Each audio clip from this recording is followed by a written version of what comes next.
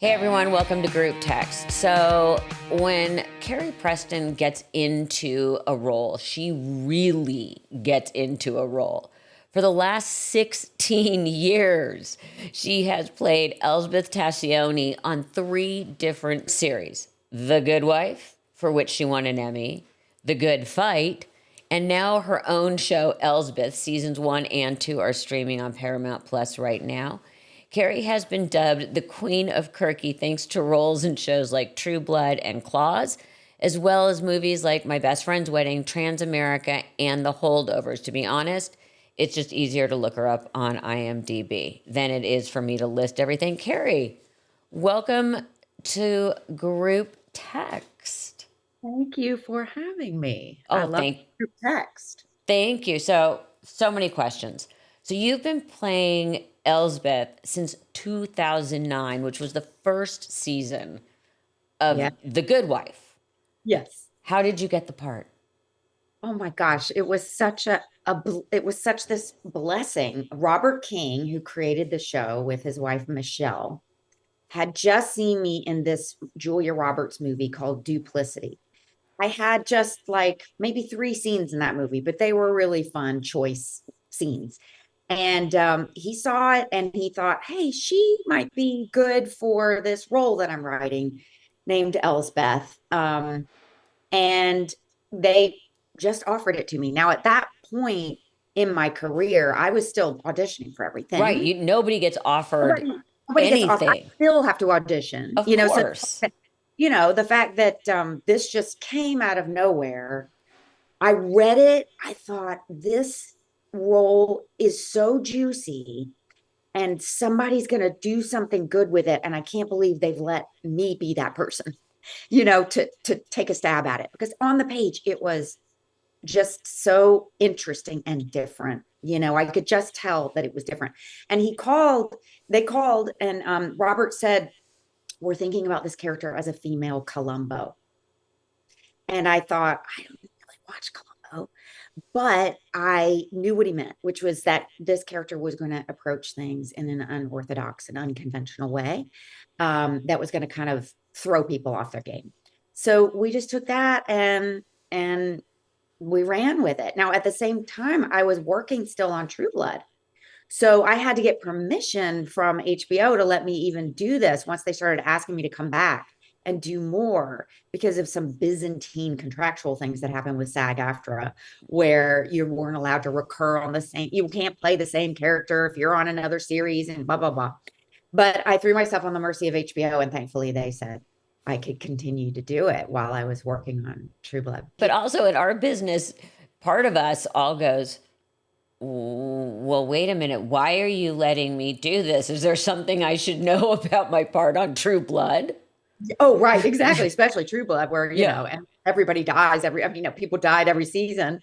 No, I think it was just, they were just being supportive. And, I what I said to them was, look, I've been on True Blood for a while, but really you guys sort of brand the show around, about 6 of the characters, none of which were mine. And I was like, this is the only thing I'm getting offered.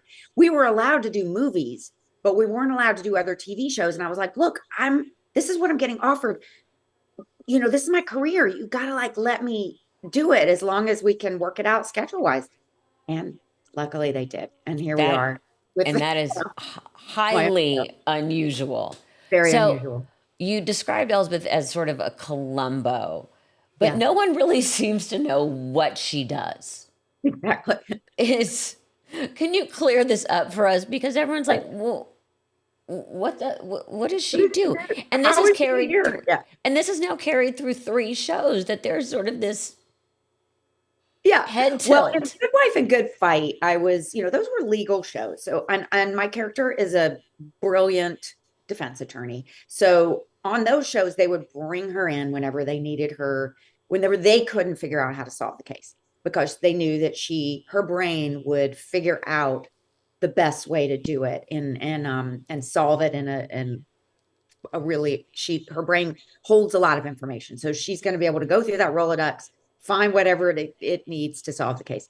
So that happened. And then Robert and Michelle, who created Elsbeth, they didn't want to do another legal show.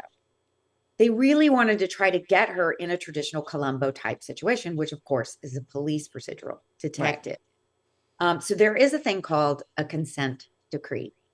And it's funny because they've been in the news actually recently, because police departments have been getting into litigious situations. And so they bring in these consent decree lawyers to make sure that the police don't do anything that is going to cause any legal issues.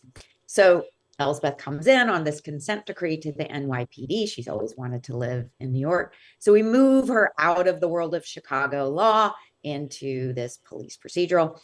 And of course, she walks onto a crime scene and is like, what's this? What's that? Why is that there? What is this thing? And uses the legal mind that she always has to then become this kind of detective, even though she really shouldn't be given that amount of power. But she's so good at it that they keep her around. But you have been playing the same character now, on and off, and now only on since 2009. How do you keep her fresh?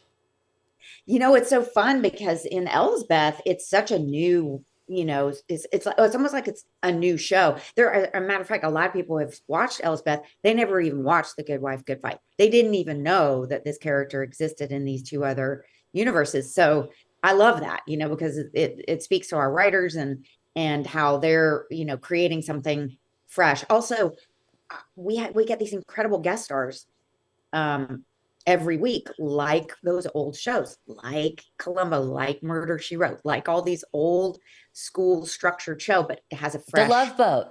The Love Boat. Exactly. Fantasy Island. The Love Boat. Yes, like all those shows that would pull in celebrities who wanted to just come in and do an episode, you know, work 8 or 9 days and be done with them, make like a little tiny movie. And that's what we're doing on Elsbeth. We're kind of refreshing that old structure, and that keeps me on my toes. It keeps the writers on their toes, and it keeps, you know, the tone of the show is ever changing. You know, we're like, we like to say we're a drama, but we have so many comedic overtones, and we can play with all of those different styles within one show. And the fact that it's on network, the fact that it's on CBS, and they're letting us do all these inventive and, you know, kind of off the beaten track kind of storylines is a real gift.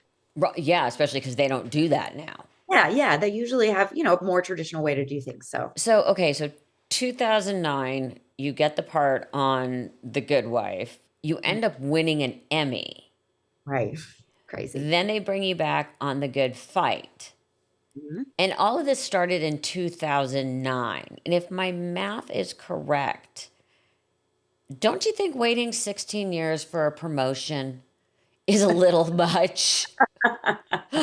I'm just thinking, like, I know, right? What else does a girl need to do?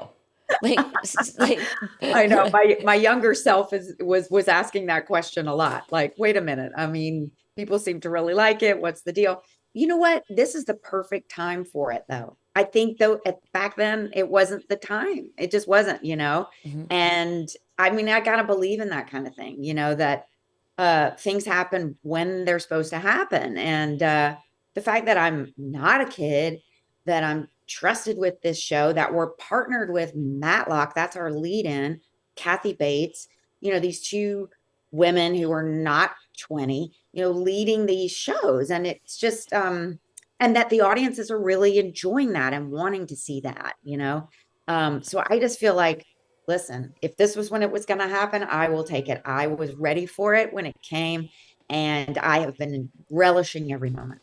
You just brought up an interesting point, though, because The Good Wife was a strong woman lead. Yes. The Good Fight, same thing. You just brought up Matlock. How unusual, and I'm just looking at it from a larger perspective, that we're in this phase where women are allowed to be the strong lead. Exactly. You know, because when you started, oh yeah, that was unheard of. No, it was all just, you know, men, young, you know, gorgeous men that were sort of leading things, and the women were the wife or the mom or the best friend or whatever it was. And, I happily did those roles, tried to make them as interesting as I could along the way. And then I just feel like really blessed for, not only my career, but just for audiences that we're getting to see other people step into the The lead. storytelling. Yeah. Yeah. What was your reaction when they said, "Hey, come in, sit down"? I mean, everybody's heart, no matter how successful you are, starts to palpitate. Going, it's like going to the principal's office. Yeah, exactly. Even when you know you haven't done something wrong, you're like, Yeah. uh-oh. What are they about to tell me? Yeah. What are you about What to was do? your reaction when they called and said we're giving you your own show? It was like this slow build up because even on Good Wife, once the character really started to make a mark, I had done a couple of arcs on a couple of the seasons. Fans and journalists and people started saying, "Hey, why don't you do a spinoff with Elsbeth?" And Robert and Michelle call or send an email. "Are you interested in this?" I'm like, of course I'm interested. Yes, absolutely. And then time would go by and they would do other things. And then when they announced the spinoff that they were going to do, it wasn't my character. It was Christine Baranski's character as well. It should have been. She's brilliant. So I thought, all right, well, that's that. So I just thought they'll call me if they want me. And then they did, for a couple little guest spots. And I just thought, all right, great. I've gotten so much out of this role. I've done other things. I was doing Claws, which ended up being one of my favorite roles that I've ever played. And you just let it go, right? You just let go. And then it was during the pandemic that they started thinking, oh well, now that we're wrapping up Good Fight, let's find a way to build a show around this character, Elsbeth. And they started thinking about it being a Columbo type thing, a detective thing. At the same time, the New York Times, independent of anybody, Elizabeth Vincentelli, who's a reporter there, she wrote an article about what she was watching during lockdown was reruns of Columbo. And the last line of the article was, "We don't need a reboot of Columbo. Just give Elsbeth Tascioni her own show." And I was just sitting there going, what? I mean, I don't know her. I don't know. She just wrote that at the same time that Robert and Michelle independently were cooking this idea up. So it felt like it was, a Isn't it conversion. nice when that happens? Because in our business, that does not happen. No, it You does not. usually spend, and you're a veteran, you spend a lot of time just getting the shit smacked out of you. Oh, all the time. You get used to it and you pivot and you like I direct as well. Right. I make my own work. When I'm not being hired, I make my own work. It's how I stay creative. It's what I like to do. It gives me agency. It gives me, a sense of power over my own life. I try not to give my power to other people. And so every time they would call and, okay, we wrote a script. Great.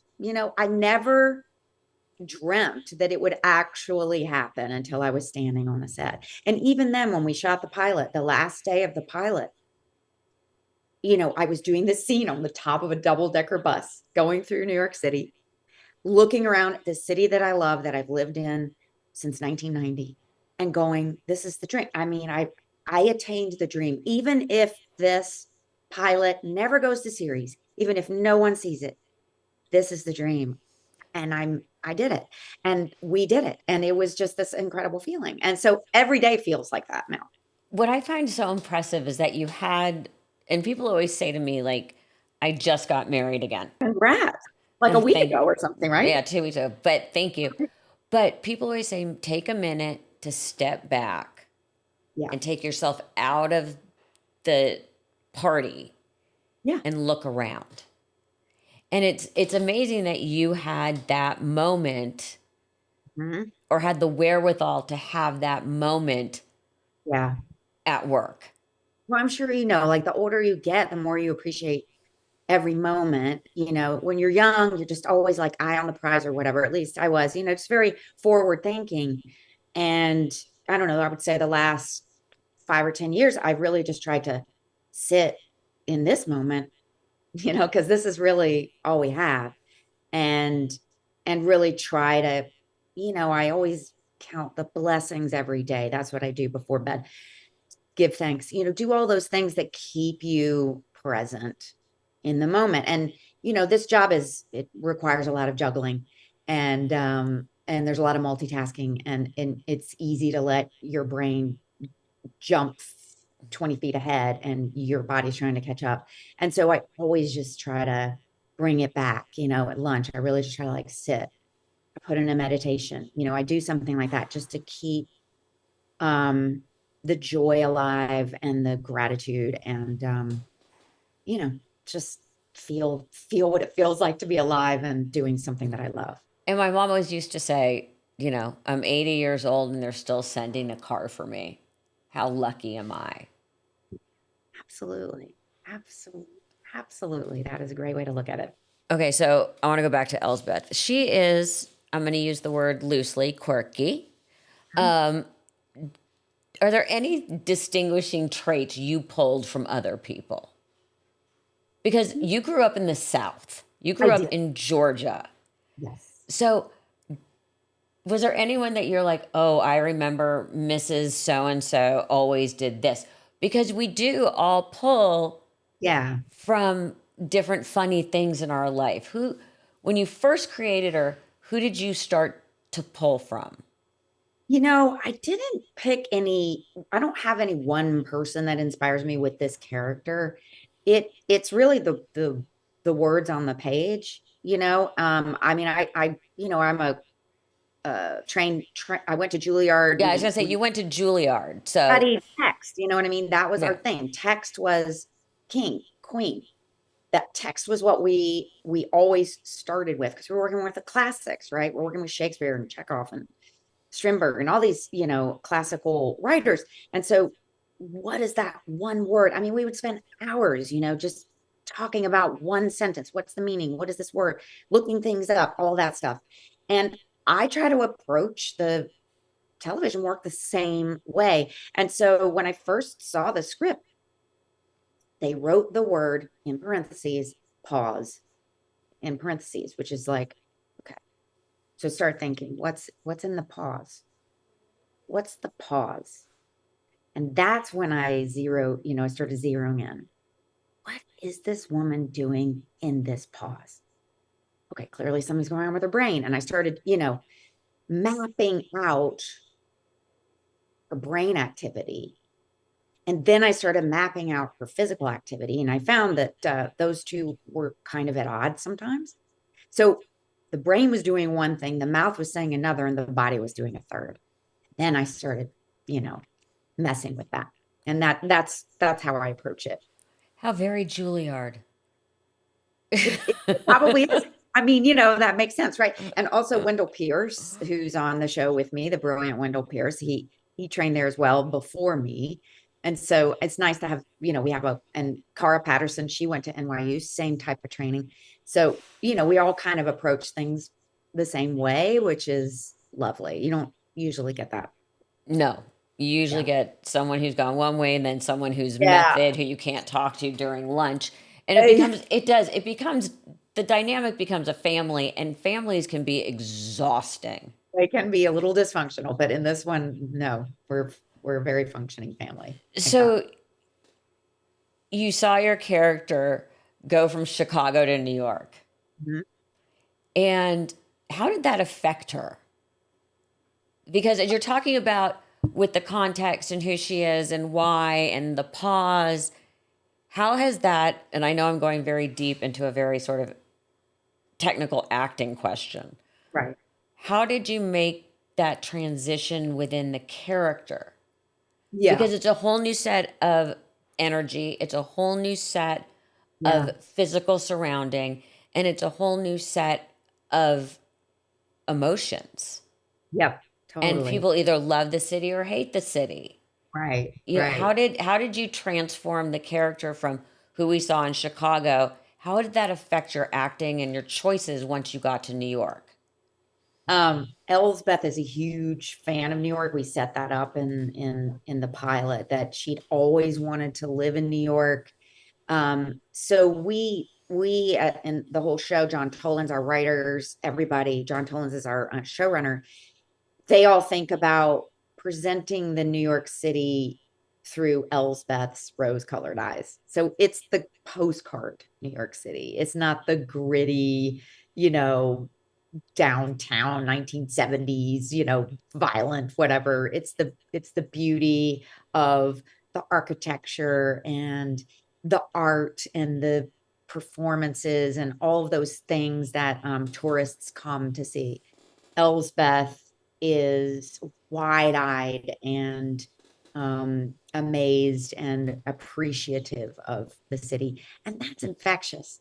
It's really infectious to me because I've lived here for so long. It's easy to get a little jaded and not even think about what you're looking at. You're just, trying to go about your day. Right. Um, and it's made me like look up and just sort of notice things again that I haven't really noticed in a long time.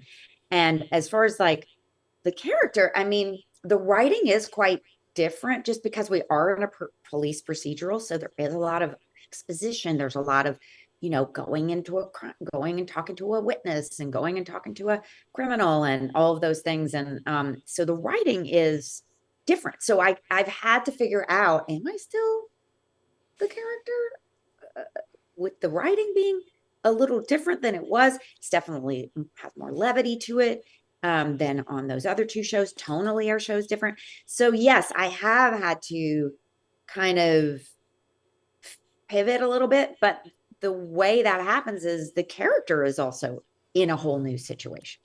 There's also a whole new set of professional language. Yeah, exactly. Exactly. I'm not doing the legal speak. I'm doing the police speak, and then that's a different way. Legalese, like, oh, it was so hard to memorize that stuff Yeah. when you're standing in a courtroom and doing all that. And this is a little bit different. But also we're just deepening the character. Like we didn't get to see anything much about her personal life in these other two shows. Now we've met her son. We get to see what she's like as a mom. We get to see what she's like as a friend, all those things. And those inform, the acting. And so there's an evolution there and it keeps it fresh and exciting. So you are married to. We're going to talk a little bit about your personal life because there's things I just found, but my brain works in such a funny way. Uh-huh. So you're married to Michael Emerson. Yes. How did you guys meet? Gosh, we met in 1990 at the Alabama, oh no, 1994, right after I got out of school at the Alabama Shakespeare Festival. He was there. Why were you at the Alabama Shakespeare Festival? I know, right? Well, I did a whole bunch of Shakespeare in the early part of my career. I would go Georgia Shakespeare, Utah Shakespeare, California Shakespeare, all these Shakespeare festivals because I really loved doing the classics. Yeah. Yeah, I just loved it. And my brother, John Preston, was a resident actor down there for about 15 years, a part of their acting company. And we grew up in Georgia, like you said. And when I got out of Juilliard, my brother said, hey, why don't you come and try to be in one of the productions down here and we can hang out. And so he was like, look, they're doing Hamlet. Why don't you audition for Ophelia? So I really wanted to just get the role so I could go down there and be with my brother. My mom could drive over, do some great Shakespeare at a great theater, and ended up getting cast, not knowing I was going to meet my, future husband. But the first time I saw him, he was on stage doing a production of A Christmas Carol, of all things. We were getting ready to start rehearsals for Hamlet. They were doing Christmas Carol. And he came on stage and he would be a completely different character. He played like 6 or 7 different characters in that show. And I was like, who is that guy? He's amazing. Can't believe he's doing that, for a bunch of school children. This quality of work was quite high. And I just became smitten with him before I even met him. And So once I met him, done, I was totally. I don't like to fall into stereotypes, but I'm about to. So he got his MFA from University of Alabama. Right, which was through the Alabama Shakespeare Festival. Right. Alum from University of Alabama are crazy. Let me just tell you this. The only thing I can liken it to is I'm an Eagles fan. And whenever you see someone else wearing Eagles gear, you automatically say, "Go Birds." Yes, you do. When he sees Alabama, does he start in with Roll Tide? He does not, because let me tell you why. It was only nominal that he got that degree through them. He never stepped foot on that campus. He was only at the Alabama Shakespeare Festival in Montgomery, doing the work there and taking the classes there, and got the degree on paper. So no, he does not Roll Tide. Yeah, because I had this vision of, like, we always go Birds. I had this vision of him going Roll Tide, and you being from Juilliard going A2. You know what I mean? Like, I had this vision. Exactly. I am a pentameter. No, he's an Iowa boy. Oh. So he grew up in Iowa, and so he watches all the Hawkeye, so he's into the Hawkeyes and stuff. Yeah. And yeah. Do they have a greeting? I don't know. Probably. Probably. You're like, I don't care. I don't really. But I had this vision of Go Birds, Roll Tide, A2, Yeah. But that's how my brain works. Like, your brain works differently. You're very Elsbethian. That's a very Elsbethian thing to do. Yes. So you guys work together a lot, including on his show, Person of Interest. Okay, so first of all, two actors in one family generally cannot be great. Two actors married and working on the same show can be a recipe for disaster. How have you made that work? Listen, he's a consummate professional, as am I like to think I am as well. And so we kind of leave the work at we leave the work at work. We don't take it home with us. We show up on the day at work the way I would with any other brilliant actor that I'm lucky enough to be working with. And it just, in this case, happens to be my husband. On Person of Interest, we played each other's love interests. So we were the love of each other's lives. So that history is already there. And then he recently did an arc on Elsbeth, but he was playing my adversary. And that was actually really fun. Well, Michael is very good at being the bad guy. And so that was really fun to be able to have this character that I've been playing for so long meet one of his evil characters and just see what kind of sparks fly with that. I just would think it would be so hard to not be like, honey, you did a great job today. I'm not sure that was the choice I would have made, but I understand it. I mean, where we're like, we don't give each other feedback unless it's solicited. And usually it's not. Like, we, just kind of respect that the other person. Plus, we do enjoy each other's work. So that helps. But I mean, again, you do a lot of work and you're directing. So you're very disciplined, and maybe that you've always been disciplined, or it's a Juilliard discipline thing. You're working in film, TV, theater.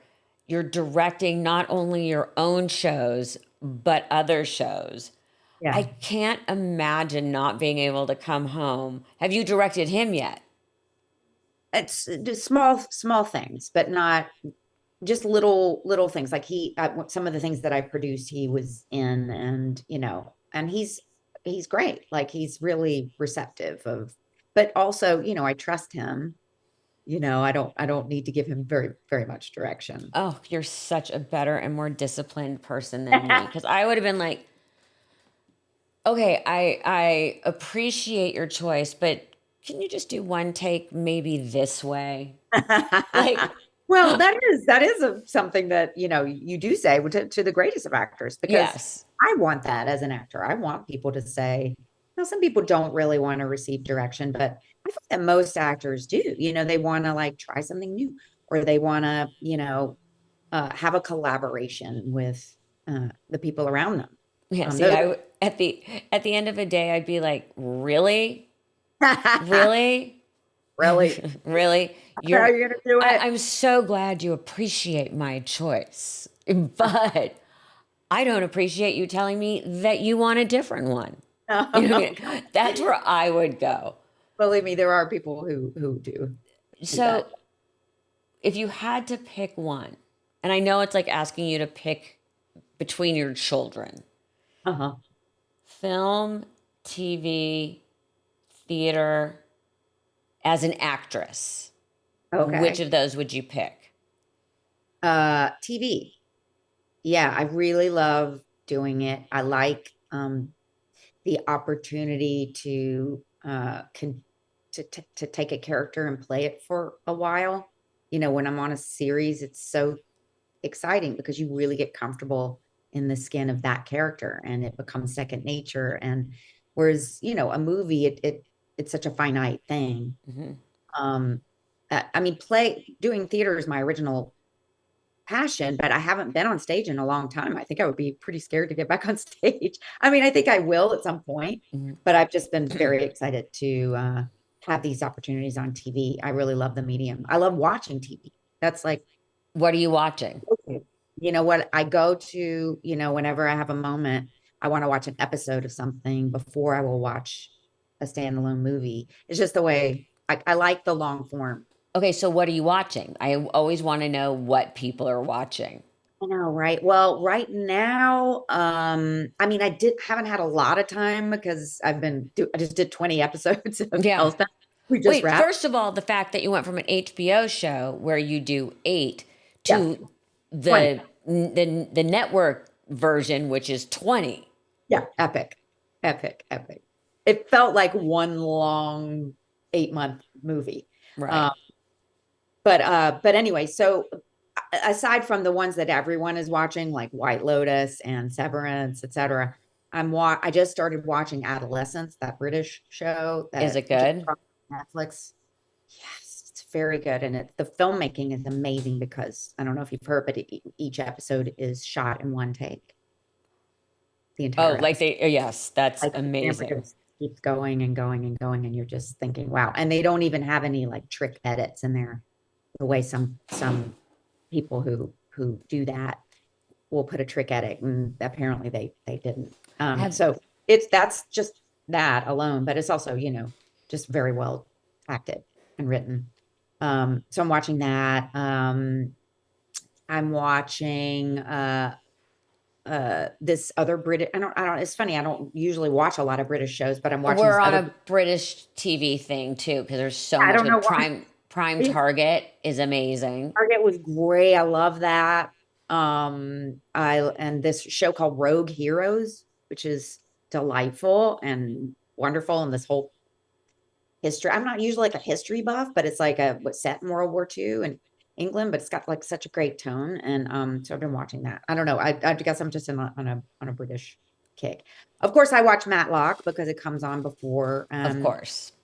and that's great, fantastic. So, I'm kind of all over the map depending on my mood.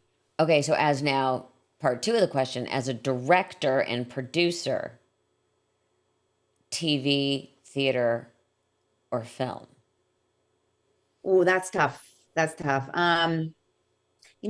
Lately, as I've gotten into directing episodic TV, I'm finding that to be really exciting and thrilling because I've been in front of the camera in that medium for a long time. And so I've learned things like, oh, I'm going to borrow that from this director. Oh, I'm never going to do that.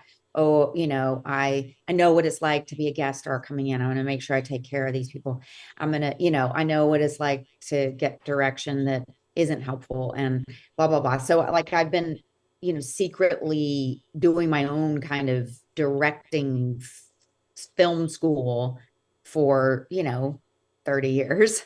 And Yeah. so I'm able to like bring those things to the table in a way that I hope is helpful and joyful for the people that I'm working with. So I'm loving learning more about that and doing that. And, So, last question, and this is a huge one for you because you have no time. What's next? what's next is a lot of unstructured time, which I've been craving, because when you're working these, every moment of your day is is completely structured. And even the weekends, I didn't have much downtime because I have so many lines to learn. So I was constantly, even working through the weekends. I would take as much as I could to myself on Saturday and then, hit the ground running Sunday morning. So I'm really looking forward to gardening, hiking, getting out into nature, seeing other people's work, going to plays, going to, hear music, just things like that. Having a little time to regroup and refill the well, so to speak. So that's what I'm Well, doing. And then huge hit. we start back on season 3 in July. Yep. Just like back to work. Love it. Elsbeth seasons 1 and 2 now streaming on Paramount Plus. It has been such a pleasure to meet you, Carrie. You too, and congrats again on your recent and congrats for creating a character that has lasted 16 years. It's unheard of. I know. I feel very blessed. Thank you so much.